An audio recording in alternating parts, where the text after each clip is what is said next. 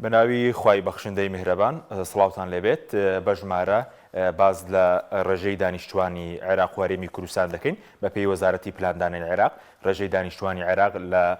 42 میلیۆن کەسی تێپەڕاندەوە پێی ئاماری ڕەگەزنامە و نوشینگەی هەرێمی کوردستانیش ڕێژەی دانیشتوانی هەرێمی کوردستان 6 میلیۆن کەسی تێپەڕاندووە لەگەڵمان من بە ژمارە بۆتان ڕوون دەکەینەوە ئەگەر سەرەتا لە ئاماری دانیشتوانی عێراقەوە دەست پێ بکەین سەبارەت بە ژمارەی دانیشتوانی عێراق بە پێی وەزارەتی پلاندانانی عێراق ژمارەی دانیشتوانی عێراق لە ئێستادا 42 میلیۆن و 248883 کەسە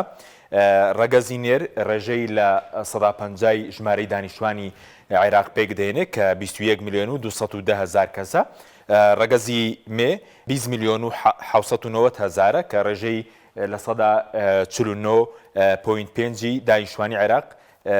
پێک دێنێ بەپێی ئاماری وەزارەتی پلاندانانی عێراق بۆ ساڵی 2030 وا پێشبینی کراوە کە ڕێژەی دانیشتوانی عێراق ببێت بە 50 میلیۆن کەس و لە ئێستادا ڕێژەی گەشەکردنی دانیشتوان لە 2.6 کە ئەمەش بارگرانێکی زۆر لە داهاتوو بارگرانێکی زۆر لەسەر عێراق دروست دەکات هەم لە ڕووی دامینکردنی خزمەتگوزارە سەرەتاییەکانی وەکو ئاو کارەبا ڕێگاوبان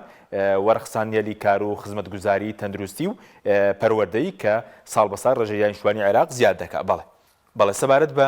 دابەشبوونی دانیشتوان بە پێی تەمەن ئاماری وەزارەتی پلاندانانی عێراقا ئەوانەی کە تەمەنیان لە 15 ساڵ کەمترە لە 140.5 دانیشتوان پێک دێنن ئەوانەی کە تەمەنیان 15 بۆ 64 ساڵە کە تەمەنی کارکردنە لە 156.5 سەروی 64 ساڵ ئەوانەی کە بە ساڵاتوانن ڕێژێکی زۆر کەمە کە ڕێژەی لە 3.1 سەبارەت بە زۆرترین ڕێژەی دانیشتوان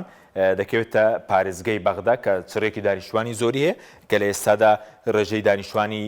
بەغدای پایتەختی عێراق 9 میلیۆن کەسی تێپەڕاندووە. بینە سەر ئاماری دانیشتوانی هەرێم دیارە ئاماری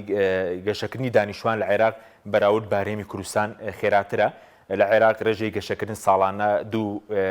لە 102.6 بەڵام لە ئێستادا لە هەرێمی کوردستان بۆ لە 102.1 بۆ لە 102.2 دابەزیوە ئەمە ئاماری بەڕێوەبەرایەتی ڕەگەزنامە و نشینگەی هەرێمی کوردستانە هەرچەند تا ئێستا ئاماری دەستی ئاماری هەرێمی کوردستان بۆ 2022 بڵاو نەبووەوە بەڵام ئەوەی ڕەگەزنامە و نشینگەی هەرێمی کوردستانە کە بەم شێوەیە ئاماری دانیشتوان پارێزگای سلێمانی و هەڵەبجە 2 میلیۆن و 433 هزار و 232 کەسە کە دەکاتە ڕێژەی لە 139 دانیشتوانی هەرێمی کوردستان پارێزگای هەولێر 2 میلیۆن و 225 هزار و 534 کەسە کە دەکاتە ڕێژەی لە 36 دانیشتوانی هەرێمی کوردستان پارێزگای دیۆ 1 میلیۆن و 444 هزار و 499 کەسە کە دەکاتە 23 دانیشتوان کۆی گشتی دانیشتوانی هەرێمی کوردستان 6 میلیۆن و 103 هزار و 274 کەسە دیارە بەراورد بە ساڵانی ڕابردوو ڕێژەی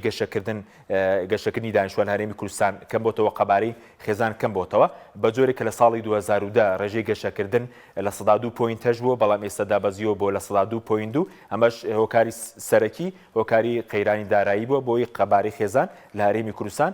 کەمی کردووە سەبارەت بە ژمارەی دانیشتوانی هەرێمی کوردستان لە چەندی دانیشتوانی عێراق پێک دێنێ دیارە ژمارەی دانیشتوانی هەرێمی کوردستان بەپێی ئاماری وەزارەتی پلاندانانی عێراق بێ کەمترە لە 114 لە 113.9 بەڵام بەپێی ئاماری بەڕێوەبەرایەتی نشینی ڕەگەزنامە و نشینگەی هەرێمی کوردستان بێت ژمارەی دانیشتوانی هەرێم 6 میلیۆن و 130 هزار و 274 کەسە کە دەکاتە ڕێژەی لە 114.4 دانیشتوانی عێراق لە ساڵی 2022 ژمارەی دانیشتوانی هەرێمی کوردستان 115,415 کەس زیادی کردووە بەڵاوی کە بینیتان ئاماری دانیشتوانی هەرێمی کوردستان و عێراق بوو بەراوردێک بوو لە نێوان ڕێژەی دانیشتوان لە هەرێم و عێراق بەخوای گەورەتان دەسپێنین خواتان لەگەڵ